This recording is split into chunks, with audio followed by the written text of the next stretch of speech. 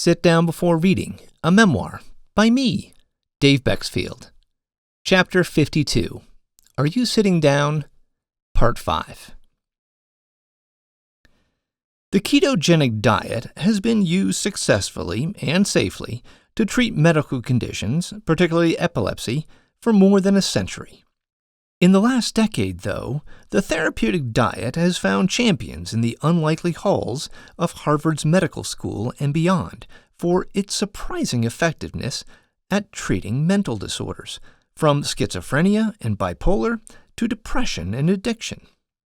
A 2022 French study found that of the patients who completed the diet, an astonishing 100% showed some form of improvement.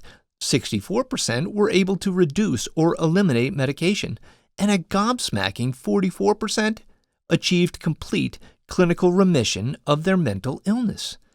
Gone, as in no more voices, hallucinations, or delusions. Patients thought to be untreatable, made fully whole again. Although this trial was small, 28 participants, and the diet research into brain disorders is still considered to be in the budding stages, past investigations into keto's promise in this particular patient population inadvertently may prove to be more reliable than other studies, providing more robust, accurate data. The reason? People with mental illness are less likely to be involved in sexually active relationships. Ergo, they are less likely to reacquire Lyme from their partner, which would influence the diet's long-term efficacy. If researchers were to investigate the sexual habits of trial participants, this author is confident that the connection between unprotected sex and less successful outcomes will solidify. And since, based on my investigative research, the root cause of many, if not most, of these mental illnesses is Lyme disease, the diet interventions in this patient population should be indicative of its potential effectiveness across the full range of illnesses attributed to Lyme. I'm not a doctor. I don't pretend to be a doctor, and I do not provide medical advice. But I can share the successes of doctors who are treating, knowingly or unknowingly, Lyme disease. Although antibiotics like doxycycline and IV ceftriaxone are typically used to treat acute recent Lyme infections, their effectiveness drops the longer the bacteria have been assaulting the patient. These drugs struggle to cross the blood-brain barrier, and the spirochetes appear to have developed unique defense mechanisms to thwart the threat. But they can't protect themselves against starvation, and this is the reason diets that severely restrict their fuel, carbohydrates, are so effective. At this point, I cede the floor to medical experts with far more experience at low-carbohydrate diets and their benefits to health, starting with Harvard's renowned Christopher Palmer, MD, psychiatrist, researcher, and author of Brain Energy. Like Columbia's Dr. Anaya and his autoimmune tautology theory, Dr. Palmer and many others over the decades also has noticed the curious synergy between mental illnesses, as it has become increasingly clear that schizophrenia, bipolar disorder, major depression, alcoholism, anorexia, and other brain disorders all conveniently appear to share a common pathway. He makes the point that while these illnesses are very real, the actual distinction between these conditions is so murky that the diagnosis is little more than a descriptive label of their symptoms, just as I have been insisting with autoimmune diseases. And like so many autoimmune diseases and chronic health conditions, the causes are unknown, and the treatments, with few exceptions, merely address the symptoms. But after witnessing eye-opening success treating these mental disorders with diet modifications in hundreds of his own patients, the Harvard researcher has shifted his thought processes and developed what he says is the first unifying theory behind mental illnesses, the that they potentially spawn from metabolic dysfunction. This isn't the place to break down the holes in his theory, which is closer to right than most, but his hour-long presentation at the 2024 Metabolic Health Summit makes many of the same observations I've made in this book. And critically, his commentary on dietary interventions, specifically keto, transcends the why, whether it's believed to be combating Lyme, metabolic issues, or another health issue entirely. Although the title of the first video I watched featuring Dr. Parker, "Is the ketogenic diet effective in treating schizophrenia?" suggests that it only applies to mental illness, his advice is appropriate for treating any illness suspected to be caused by Lyme disease. Dr. Palmer is featured in other videos, including the science behind medical keto, and recommends other science-first resources. Beyond reading his own book, borrow it from a library, he says. He urges patients to read the latest, 7th, edition of Ketogenic Diet Therapies for Epilepsy and Other Conditions, written by a panel of medical experts. He also supports the outreach of the Metabolic Mind, a nonprofit investigating the connection between metabolism and brain health for the study and treatment of mental disorders, and their videos, like Best Practices for Treating Mental Illnesses with a Keto Diet, and What You Need to Know Before Starting a Keto Diet for Mental Health. One of the group's advisors, Dr. Georgia Eddy, has even put together a short handout for physicians detailing the robust science backing the use of the ketogenic diet, which is downloadable from Dropbox. After reviewing this entire lot, these are my top takeaways. The keto diet is not a fad diet or a dangerous diet, but a serious, evidence-based medical intervention first used over 100 years ago. Dr. Palmer typically starts seeing health improvements within 2 to 4 months and recommends at least a 3-month commitment. More gains typically follow with additional time.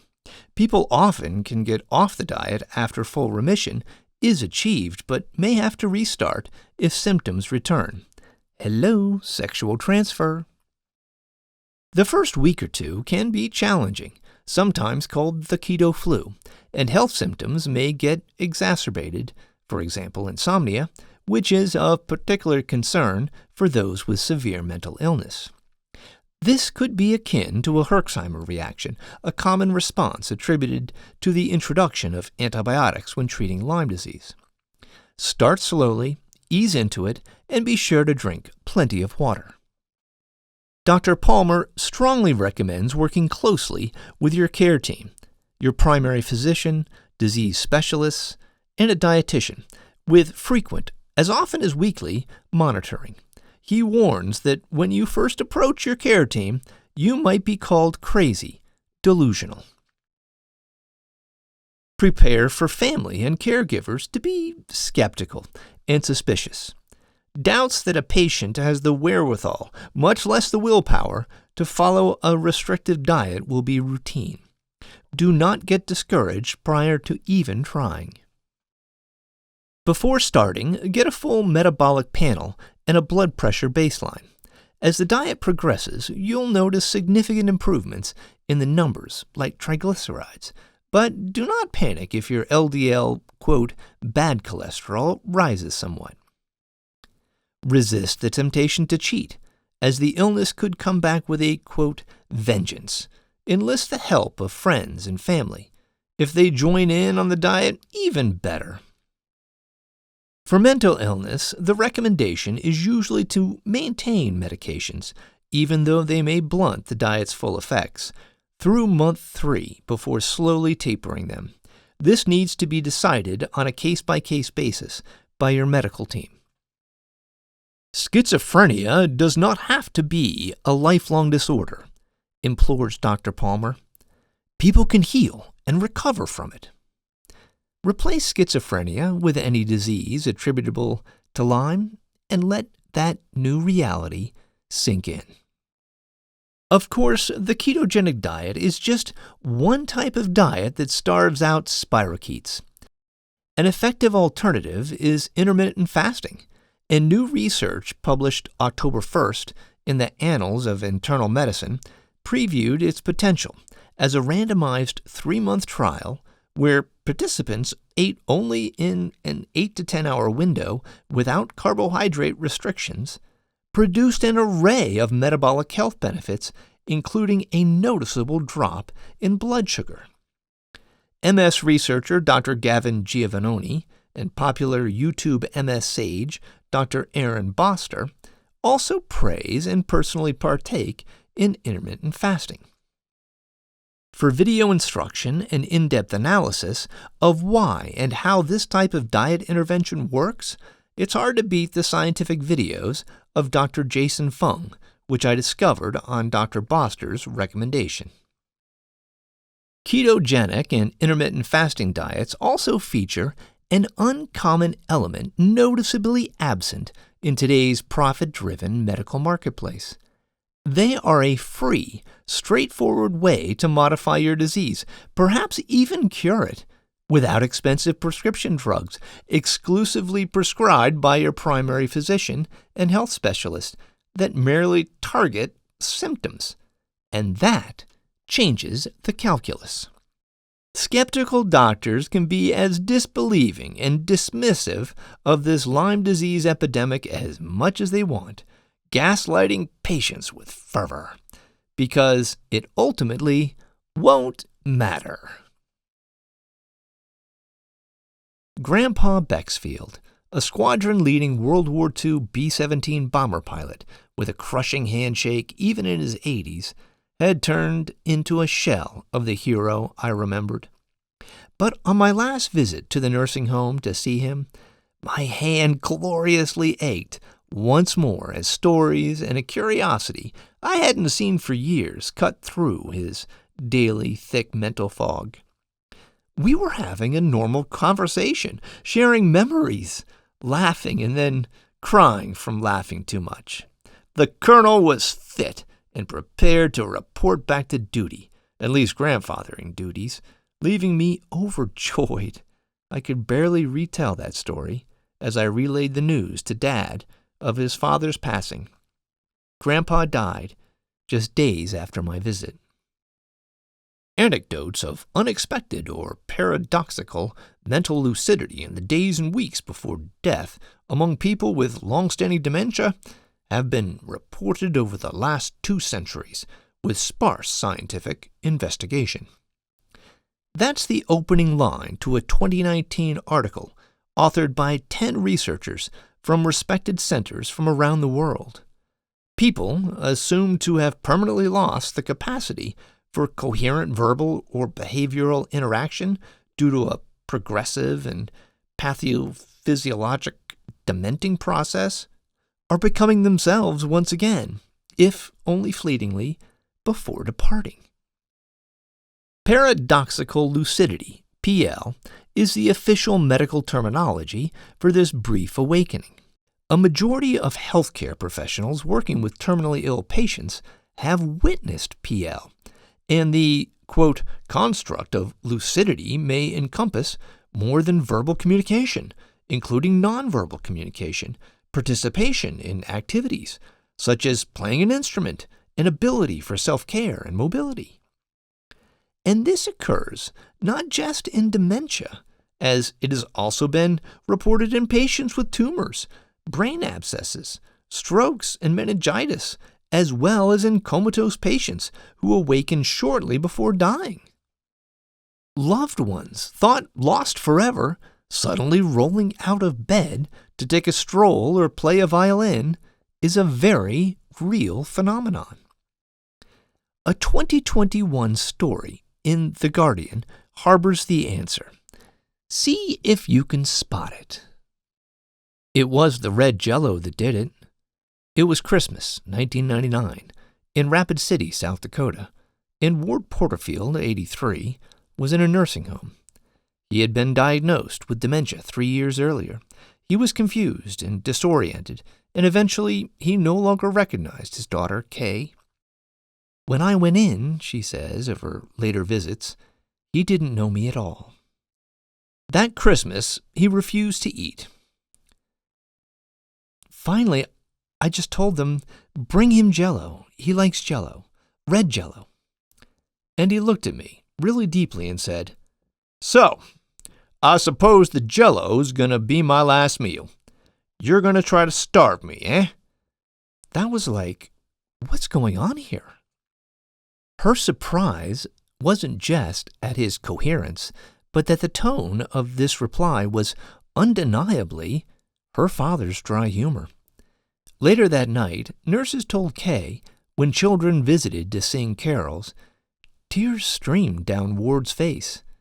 Kay becomes emotional recounting it. Don't cry, a nurse told him. Ward looked at her. If you were in my position, you'd cry too, he said. These are the last Christmas carols I'll ever hear. The next morning, when she visited, Ward recognized his daughter instantly, and for the next 2 days they spoke.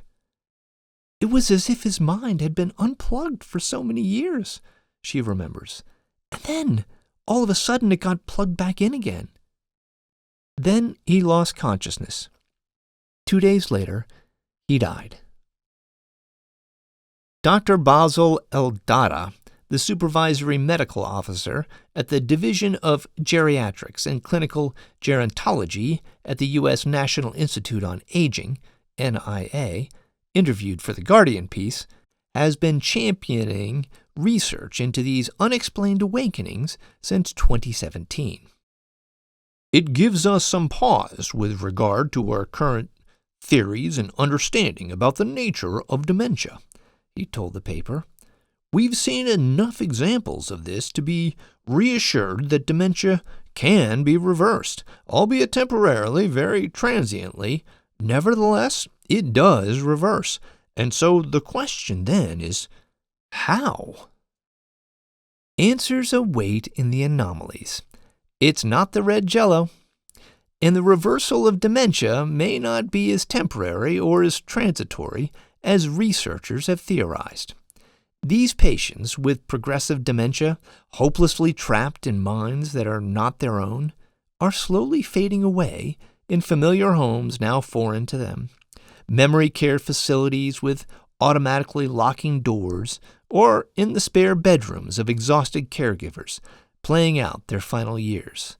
Spouses, parents, sisters, brothers, sons, and daughters, desperate for answers and any whisper of relief, could only watch on helplessly. Until now. What happens when people stop eating? Blood sugar drops. Despite efforts to avoid such a scenario, it occurs in about 1 out of every 50 people during end-of-life situations, as appetites diminish while patients are receiving palliative care for terminal illnesses. These patients, knowingly or not, are starving themselves, but they are also starving what is causing their dementia. Paradoxical lucidity isn't a paradox at all. These miraculous awakenings aren't the product of divine intervention, a final gift to the family. It's what happens when Lyme disease is starved of food sources and spirochetes die off. If it does not feed, it must recede. It's science. Many of those loved ones are still in there. They just need help. I'm not promising that patients with dementia or Alzheimer's, after embarking on a low-carb diet or intermittent fasting, are suddenly going to turn to their providers and ask when they can go home. But there's a reason every single Alzheimer's drug has been a failure. There's a reason singing-songwriting legend Chris Christopherson, thought to be suffering from Alzheimer's for more than a decade, was eventually diagnosed with Lyme. Rest in peace, he passed September 28th at age 88. It's hard to get the science right when the data is wrong. Based on our past 30 years of research, we no longer think of Alzheimer's as primarily a disease of the brain, say researchers at the respected Krembil Brain Institute in Toronto.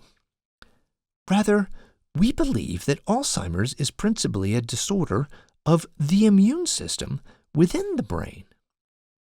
They are getting closer, warmer, as the scientific evidence frantically tries to steer scientists in the right direction.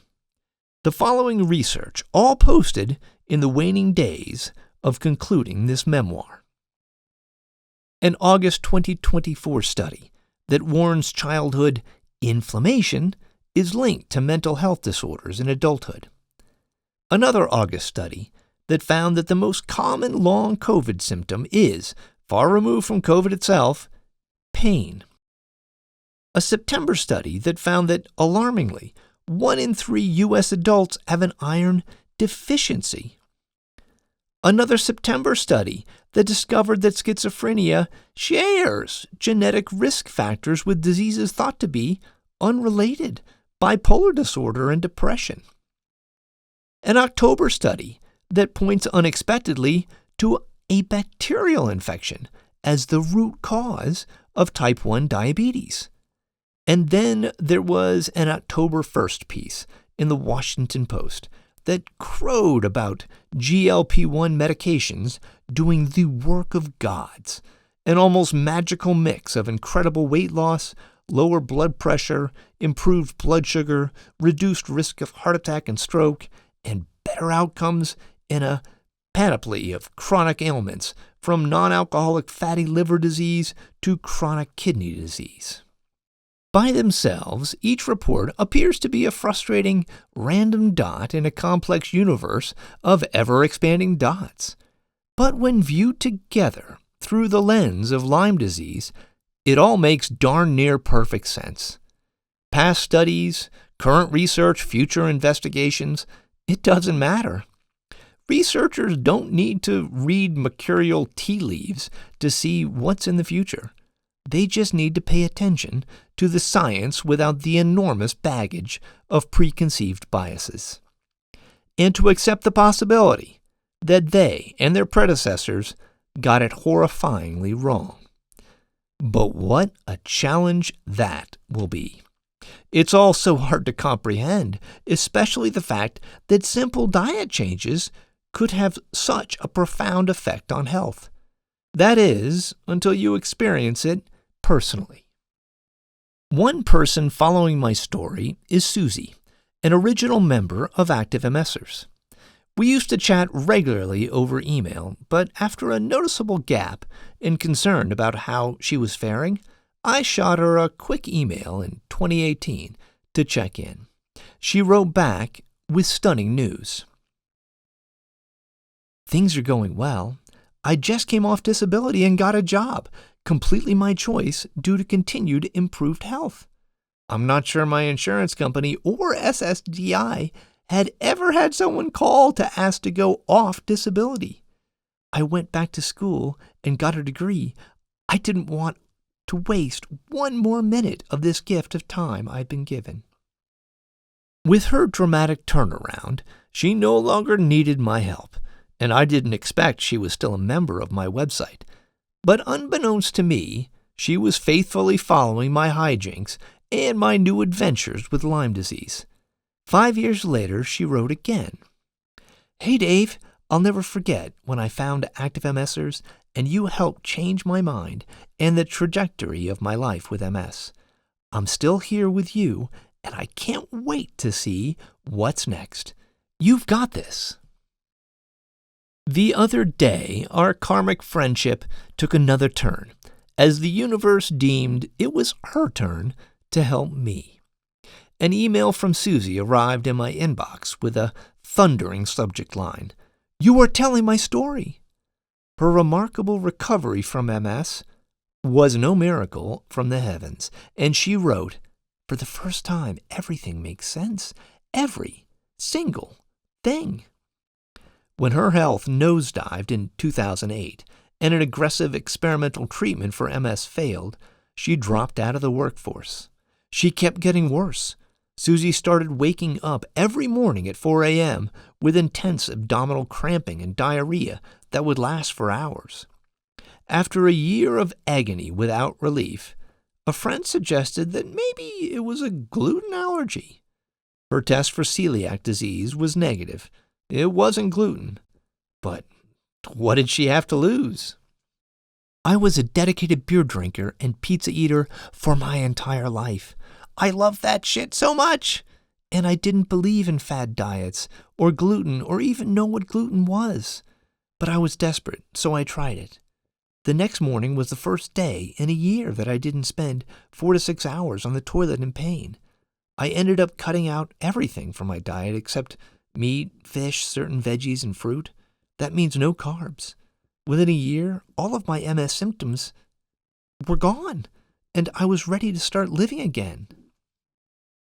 As stories like Susie's spread with the relentlessness of the bacterial infection, I want to impress upon readers that in no way do I intend to be a peddler of false hope. Specialized diets, select antibiotics, and repurposed diabetes and obesity medications are unlikely to be the magical cure-all for many of us. But tangible examples of their successes in the near term, even if modest and impermanent, provide proof of concept that Lyme disease is a colossal global problem, an epidemic that rightly deserves urgent, all-hands-on-deck attention. It will require investment from all of us, volunteers for clinical trials, motivated researchers to conduct these trials, compassionate doctors willing to reinvent their practices, and the deep pockets from the myriad industries threatened by the disease's presence, particularly those in food and beverage providing such deliciousness inadvertently helping to fuel the crisis, to help fund it all. Will it matter, though? If you think scientists and doctors are scrambling to read of my discoveries that, when proven true, will upend much of what they were taught about medicine, please put yourself in their white lab coats. Urging them to parse my words to, quote, see the light, or whatever other non-threatening cajoler you can conjure, likely will be as fruitless as a can of pickled herring. Imagine a friend giving you a book written by a politician you abhor, and then being told that you simply must read it, that it will entirely change your thinking about the individual you despise, and that you will eventually be a true and faithful convert. Oh, and that it's nearly the length of Moby Dick, goes off on far too many tangents, and that you might need to find a new line of work because you may soon find yourself unemployed. Yeah, no. And it's not just scientists who are going to recoil. Imagine toiling at one of the countless disease nonprofits tirelessly promoting the need for a cure, only to suddenly discover that you've caught your elusive tail. Even people infected with Lyme are not going to appreciate being informed that they have a lurking disease when they feel mostly fine. And they are almost certainly not going to give up their delicious rustic breads, homemade pastas, and favorite cocktails to find out. For drug companies and the vast network of providers and companies who service those ill folks, though, that's just fine. Sickness is big business. No, it's bigger than big. It's $10 trillion a year big, more than 10% of global gross domestic product. In the U.S. alone, health and wellness account for a fifth of spending, and even that may be an undercount. According to a 2021 study, a slowdown in aging that increases life expectancy by 1 year is worth $38 trillion, and by 10 years, $367 trillion. Lifespans are going to expand ginormously once Lyme is brought under control. An additional 10 years is a reasonable estimate given the destruction it has caused. Stack $367 trillion bills in your backyard, and it would stretch nearly 25 million miles into space. Not a bad return on investment, that investment being the chore of reading an overly verbose memoir featuring questionable humor. As we approach the end of this otherworldly journey, I'd like to thank you for taking the time to accompany me. I hope it wasn't too much of an imposition. I had warned you from the start that it might get clunky, as many chapters stretched far too long. There were a painful number of lame jokes / pop cultural references / unnecessary cliches, and you were forced to ride shotgun on too many fishing expeditions.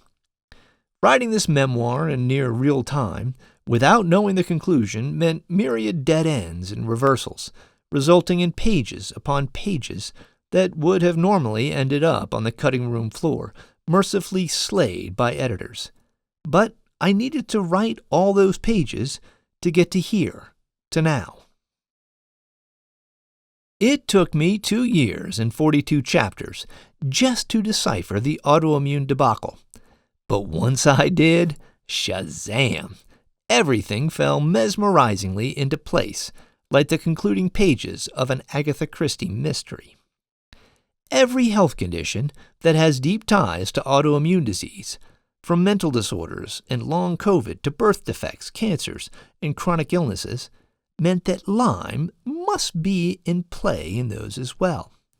When all those disparate dots of sickness then also connected, even the random outliers, and did so seamlessly without needing to squint to see the data in a more favorable light, I knew I had found the answer. A stumper of stumpers until the end, when it all seems so obvious, the blatant clues embarrassingly overlooked. I unearthed the biggest confirming clue just pages ago, which tied a Lexus-sized bow on it all. Like Meghan Trainor and her infatuation with bass, when it comes to Borrelia burgdorferi spirochetes, it's all about the manganese, the trace element the bacteria require to survive. And the more it can vacuum up, the more severe damage it can inflict. Researchers have confirmed in repeated studies that high manganese is essential for virulence in B. burgdorferi. That explains a lot. A lot. The reason why women, notably between the ages of 15 to 50, far outnumber men for getting diagnosed with autoimmune diseases? Iron deficiency increases intestinal absorption of manganese, resulting in women having higher stores of manganese due to the regular loss of iron triggered by menstruation. The reason for the dramatic rise of cancer in young people, namely in cancers of the colon, kidneys, pancreas, and liver? Manganese is first absorbed in the colon before it is distributed to primary storage locations in, you guessed it, the kidneys, pancreas, and liver. As undetected cases of Lyme balloon with each passing generation, rates of cancer affecting these organs will continue to soar. And the reason why the new weight loss drugs and carb-reducing / fasting diets curtail addictive behavior, taming overeating, alcohol abuse, smoking, and more? It's got to be manganese related, and it most definitely is, as we stumble all Homer Simpson-like into another nest of hallelujah booyahs, those epiphanous revelations I first introduced to you in the watershed chapter of the same name. Chapter 48, Hallelujah Booyah. I've successfully unraveled countless medical mysteries dating back centuries. I have thoroughly addressed every significant, outstanding question swirling around Lyme disease. But there is one piece of unfinished business. Why are men more likely to suffer from mental health disorders like schizophrenia, bipolar disorder, and autism? And why are men more likely to get overcome by addiction? Now I've got a darn good hunch. We know that Lyme spirochetes are tripping over themselves to access manganese, which means that male brains must have more of that sweet trace element nectar in the specific areas of the brain that control those behaviors.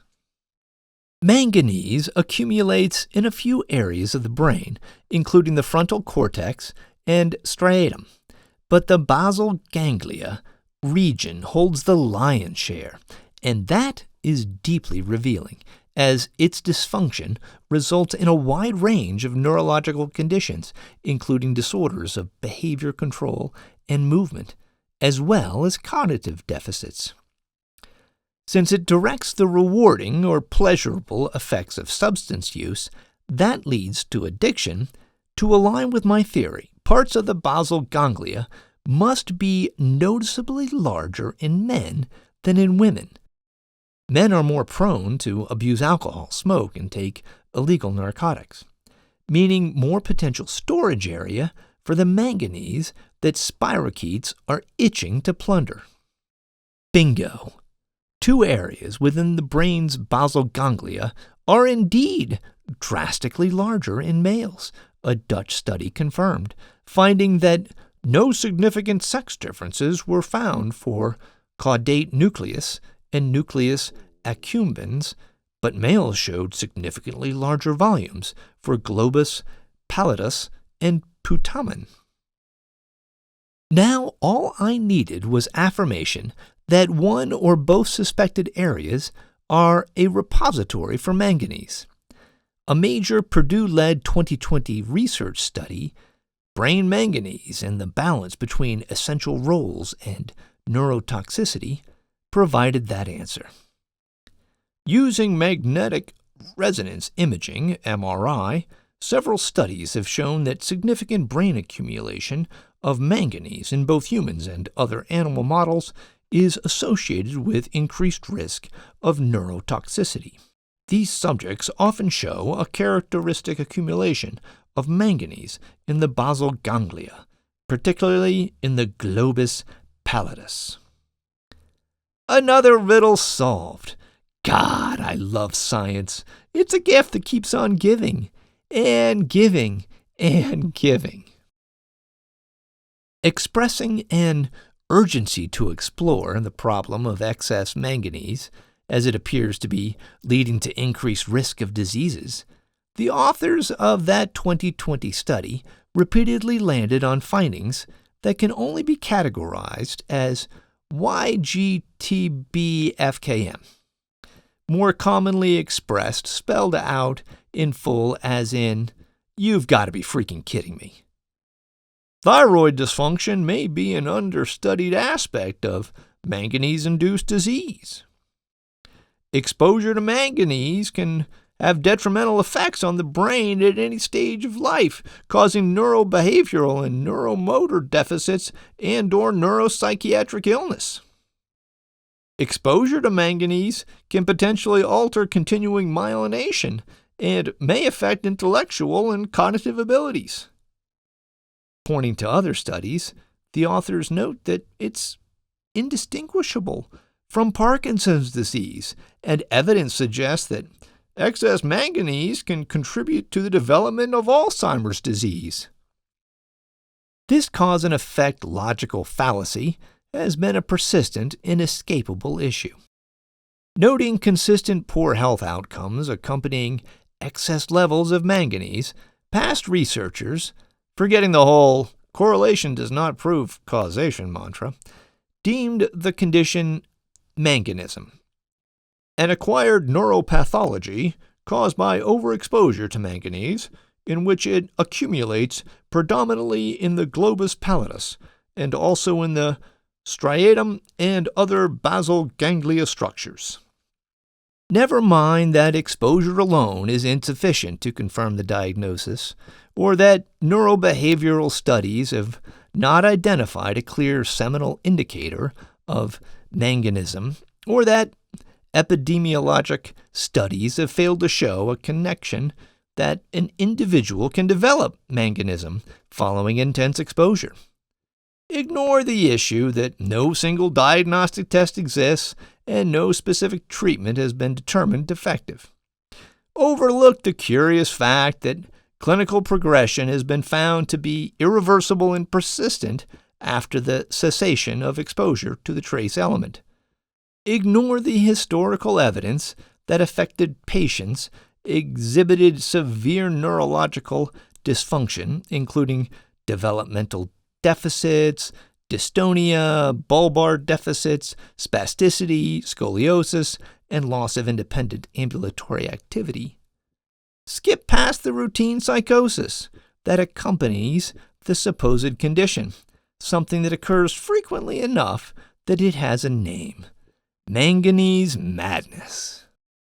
The only way it could get more damning is if the science gods themselves gifted me a single study that tied it all together. Then, on October 1st, virtually the last day I could review new research for this memoir, such a gift arrived. Sans Bo, sans Lexus. There is clear pleiotropic enrichment between basal ganglia volume and neurological, Parkinson's disease, Alzheimer's disease, migraine, neurodevelopmental, ADHD, autism spectrum disorder, and psychiatric, bipolar disorder, major depression, schizophrenia disorders. Reported a major, just published Norwegian study authored by no fewer than 17 scientists. And they made another wee observation right as they were, I presume, dropping the mic. Transport of manganese is suggested to be of greatest importance. Damn! Wherever the trace element lies in a human body, carnage typically follows if the patient is infected with Lyme. You don't have to look hard. When Korean researchers investigated the understudied relationships between serum levels of trace elements and breast cancer, they found that levels of manganese, one of only 2 elements that stood out in their analyses, were significantly higher in breast cancer patients than in controls. Because of course. Just like I said in Chapter 50, when I used my box-out technique, all signs point to Lyme as a leading cause of breast cancer. There is another intriguing wrinkle. Breast cancer patients may also have lower levels of manganese, leading some researchers to hypothesize that the trace element may have anti-carcinogenic properties. Not so much. As it does with iron, the body's immune system also depletes the availability of manganese in the blood in an effort to starve bacterial invaders.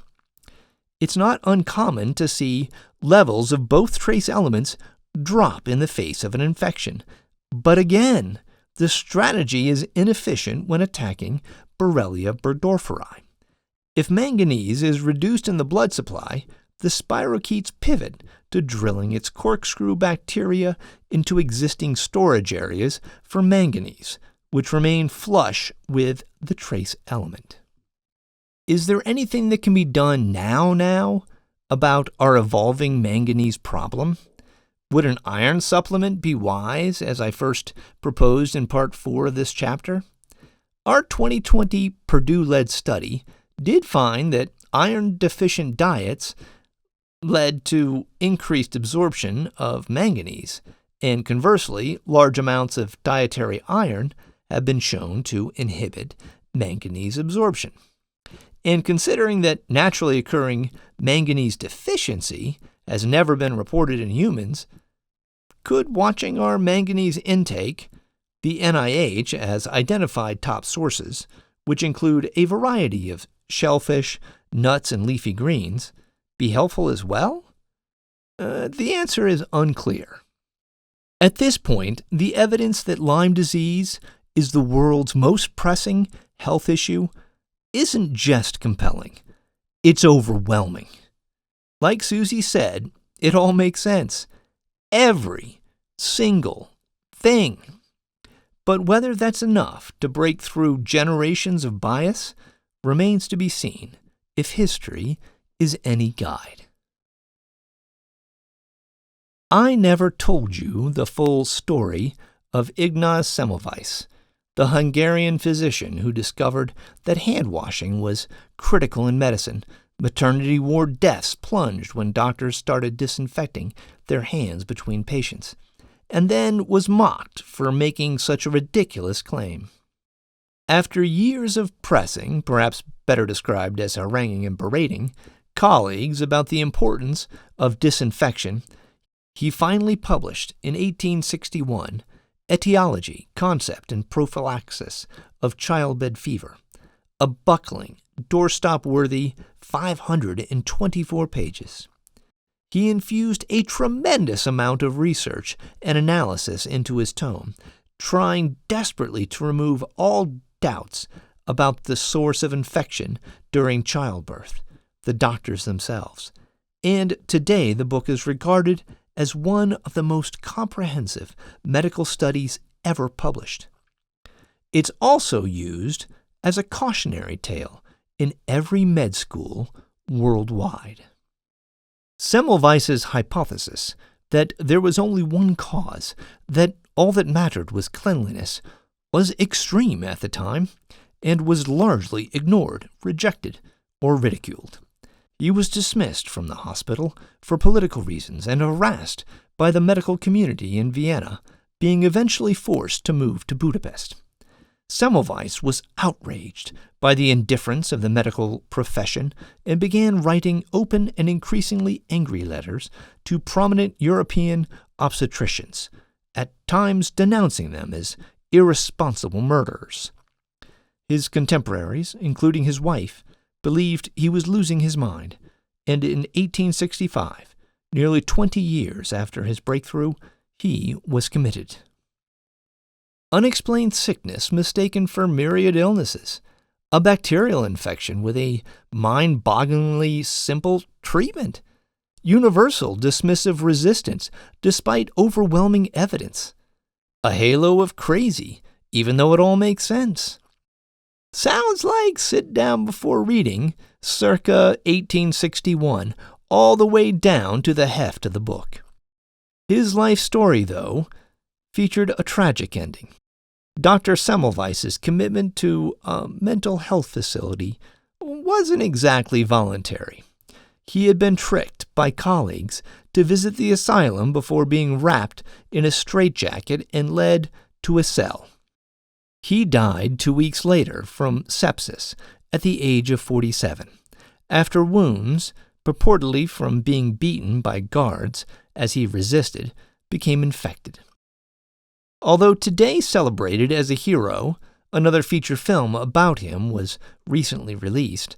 The doctor never received recognition for his achievements while he was alive, and in death only a few attended his funeral. And the bitter irony of it all? Dr. Semmelweis died from an infection gone berserk, the very thing he had dedicated his career to trying to prevent. But sepsis isn't just any infection. According to the CDC, most people who develop sepsis have at least one underlying medical condition, such as chronic lung disease or a weakened immune system. It's a relentless killer, responsible for 20% of deaths worldwide, says the World Health Organization. And it has baffled scientists for ages. Despite years of research, the pathophysiology of sepsis is still poorly understood, and there is not yet a specific treatment that targets the immune response to sepsis. To date, intravenous ceftriaxone has been the most reliable. The initial infectious trigger could be anything, from pneumonia to a car accident to a, quote, playground scrape. This all sounds suspiciously like the villain in this memoir.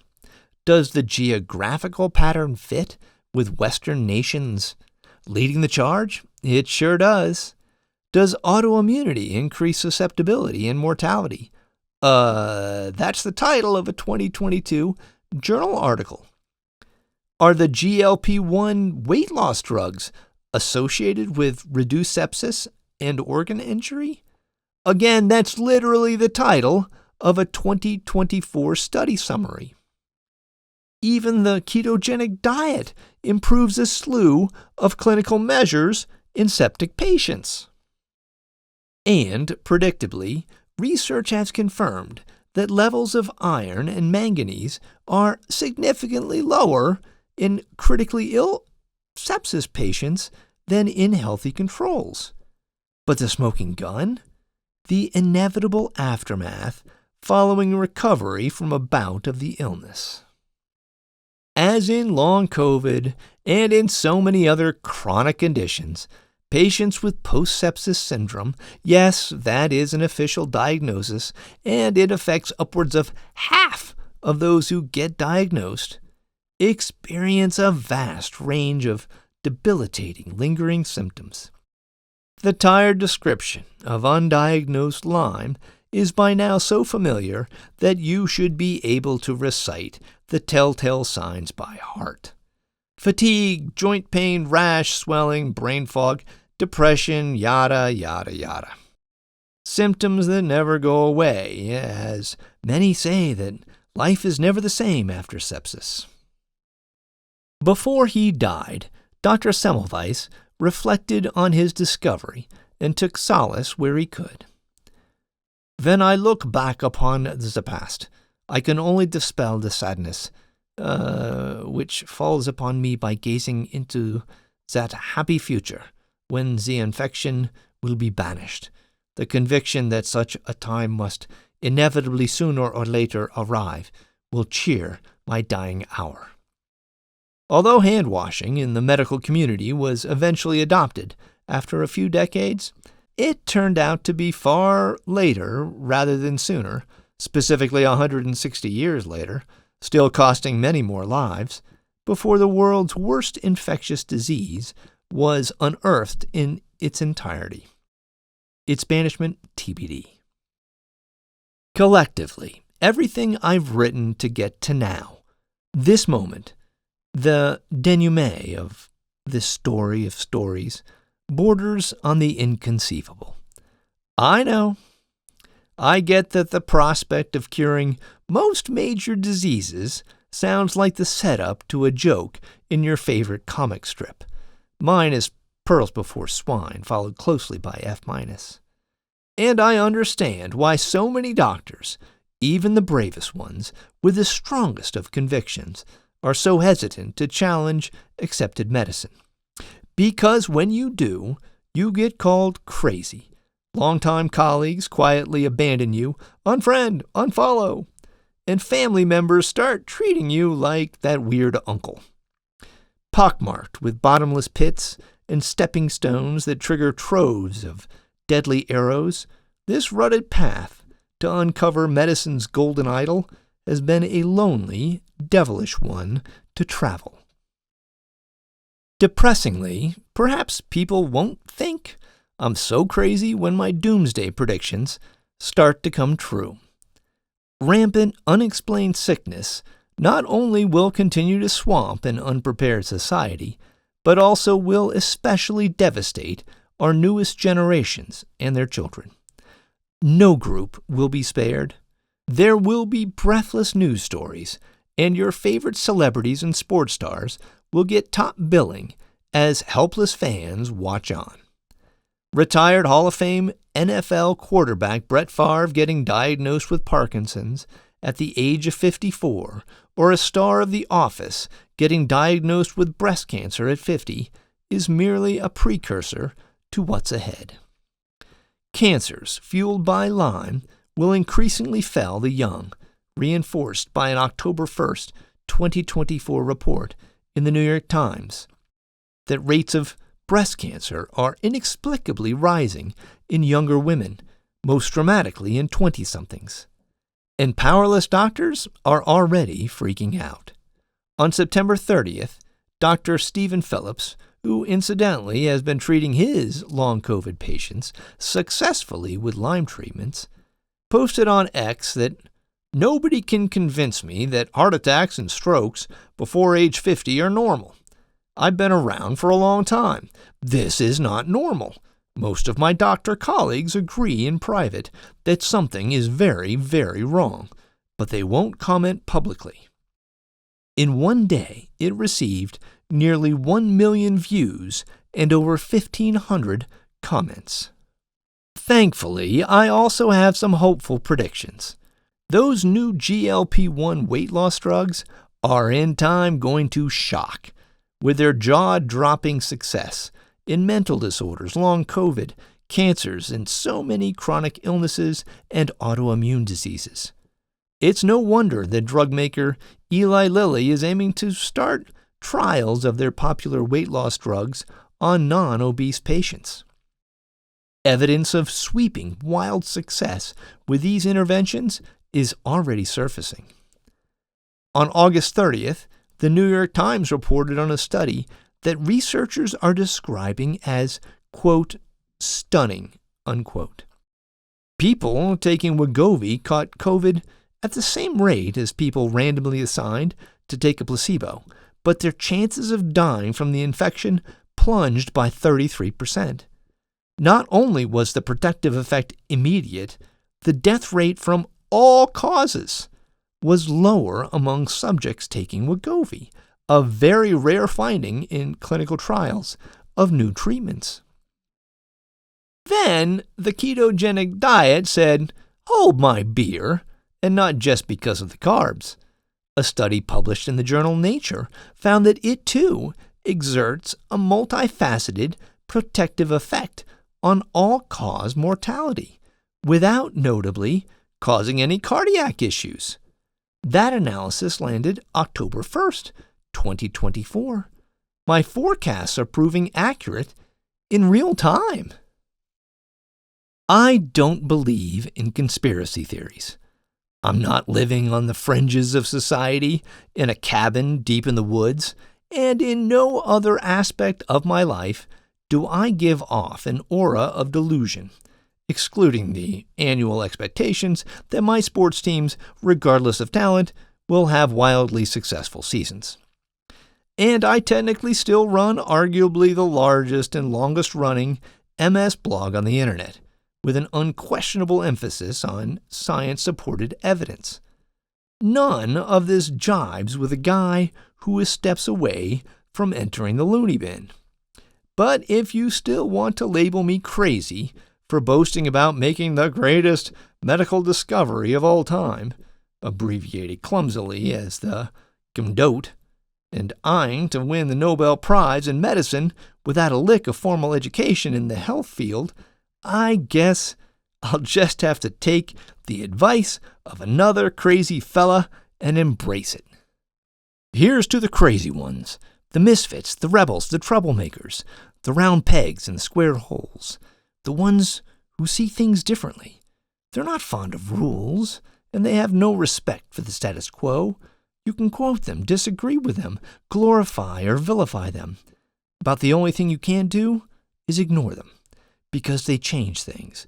They push the human race forward, and while some may see them as the crazy ones, we see genius, because the people who are crazy enough to think they can change the world are the ones who do. Steve Jobs, the founder of Apple, said that. For any discovery of magnitude, it is all but preordained for the crazy label to be tossed about, making the case that Lyme, a misunderstood disease that has arguably been the most mocked, scoffed at, and questioned health issue of modern times, is our planet's #1 medical problem. That's the definition of peak magnitude and peak irony. It's mildly comforting to know that I could share the anthem of the Sophie Tucker tune, Batshit Crazy, with such luminaries as Mr. Jobs, Dr. Semmelweis, and Dr. Marshall, who all, like me, had a touch or more of legitimate crazy. But do you know what's really crazy? Trying to find the source of countless maladies, much less attempting to accurately diagnose and develop effective treatments for them, using only faulty data and research. It would be like trying to locate Waldo after being told repeatedly and firmly not to look for an individual wearing a red striped shirt with round Harry Potter glasses. No wonder medicine has laid nothing but a colossal goose egg trying to unravel the mysteries of so many illnesses and chronic diseases. I refuse to believe the world's researchers are simply inept. Those instructions would kneecap the brightest of scientists, not to mention the poor hunters trying to find our buddy on one of those Where's Waldo posters. Have you been sitting down? Once you've digested all of this, and it's a lot to stomach, this is the moment to stand up. Take action, and that doesn't mean screaming for help until your voice gives out and your rivers of pleading tears run dry. If you are a patient or caregiver, now is the time to politely reach out to the scientists and researchers, particularly those with research referenced in this memoir, the chronic disease organizations you lean on, your own doctors and specialists, and your local politicians and community leaders. I'll provide tools to assist with your outreach, including at-a-glance summaries in the appendices of this memoir. And if you are in the medical community, whether you are a CEO of a pharmaceutical company or a first-year med student, this is your opportunity to take the hard path and challenge the status quo. Influencers, this is your moment to do what you do best, and relentlessly influence. Change is coming. Not fast enough, but it's coming. And when it arrives, with a nod to Lyme, Connecticut's New England vernacular, it's going to be wicked awesome. When I peer around the corner, I see an impossible-to-believe healthier future for all of us. What am I most excited about personally? Relearning how to walk, rediscovering the outdoors, rest for my brain, exploring, hearing from others as they escape from their disability amber, dropping in to surprise mom just because, playing catch with dad, and finally returning to devoting time to and romantically doting on the love of my life, Laura. After all she's been through, she deserves me at my best. I expect readers have been hoping for me to conclude this opus with a soaring example of my recovery, thumb-nosing proof that I was right about it all. But that would be antithetical to the writings in this memoir, an affront to science. I'm a single anecdote, one speck in 8 billion.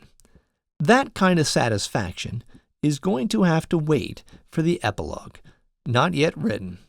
And I'm going to take my time. After Darwin finished his seminal On the Origin of Species, he more or less keeled over and spent 9 weeks in a hospital. Thankfully, my physical and mental health are stable as we close this story. Well, not exactly stable.